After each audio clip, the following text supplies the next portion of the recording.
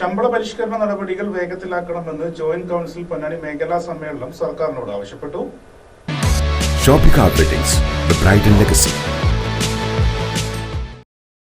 ശമ്പള പരിഷ്കരണ നടപടികൾ വേഗത്തിലാക്കണമെന്നും പങ്കാളിത്ത പെൻഷൻ പദ്ധതി പൂർണ്ണമായി പിൻവലിച്ച് സ്റ്റാറ്റ്യൂട്ടറി പെൻഷൻ അനുവദിക്കണമെന്നും സർക്കാർ പ്രഖ്യാപിച്ച ക്ഷാമബത്ത കുടിശ്ശിക മുൻകാല പ്രാബല്യത്തോടെ അനുവദിക്കുന്നതിനും കുടിശ്ശിക തുക ഉടൻ ജീവനക്കാർക്ക് നൽകുന്നതിനും നടപടി സ്വീകരിക്കണമെന്നും പൊന്നാനി മേഖലാ സമ്മേളനം സർക്കാരിനോട് ആവശ്യപ്പെട്ടു. പണി പൂർത്തിയായ വട്ടംകുളം വില്ലേജ് ഓഫീസിനടുത്ത് നിർമ്മിച്ച സ്റ്റാഫ് ക്വാർട്ടേഴ്സ് വൈദ്യുതീകരണം നടക്കാത്തതിനാൽ ജീവനക്കാർക്ക് ഉപയോഗപ്പെടുത്താൻ കഴിഞ്ഞിട്ടില്ല.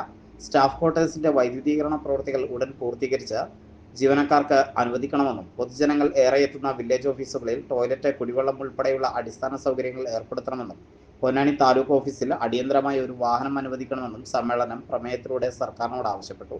മേഖലാ പ്രസിഡന്റ് PG സനീഷ് അധ്യക്ഷത വഹിച്ചു. ജോയിന്റ് കൗൺസിൽ സംസ്ഥാന സെക്രട്ടേറിയറ്റ് അംഗം N കൃഷ്ണകുമാർ ഉദ്ഘാടനം ചെയ്തു. ജില്ലാ ട്രഷറർ K സുജിത് കുമാർ സംഘടനാ റിപ്പോർട്ടും മേഖലാ സെക്രട്ടറി V രതീഷ് പ്രവർത്തന റിപ്പോർട്ടും മേഖലാ ട്രഷറർ വരവ് ചെലവ് കണക്കും അവതരിപ്പിച്ചു.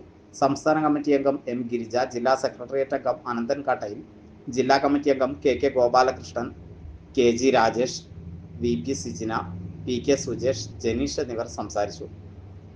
പ്രസിഡന്റായി PG സനീഷിനെയും സെക്രട്ടറിയായി V രതീഷിനെയും ട്രഷററായി CP ബഷീറിനെയും തെരഞ്ഞെടുത്തു. മേഖലാ വനിതാ കമ്മിറ്റി ഭാരവാഹികളായി VP സിജിന പ്രസിഡന്റായും MK ഫെമിനയെ സെക്രട്ടറിയായും സമ്മേളനം തെരഞ്ഞെടുത്തു.